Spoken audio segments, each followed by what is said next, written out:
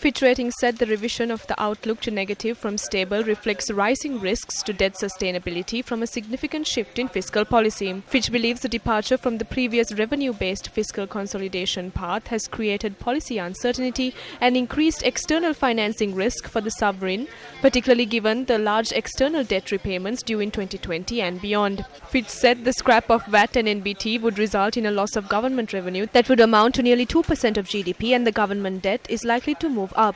Fitch expects growth to pick up to 3.5% in 2020 and 3.7% in 2021 from 2.8% in 2019. In response to Fitch Ratings, the Ministry of Finance, Economy and Policy Development, issuing a statement this evening, strongly disputed the premise of the revision of the outlook. The ministry reiterated that the recent rating action by Fitch Ratings has been hastily done without considering facts on the ground. Such action is untimely and constitutes a rush to judgment. This rating decision has mainly been based on the hypothesis that Sri Lanka would shift away from the revenue-based fiscal consolidation stance, thereby causing risks to debt sustainability.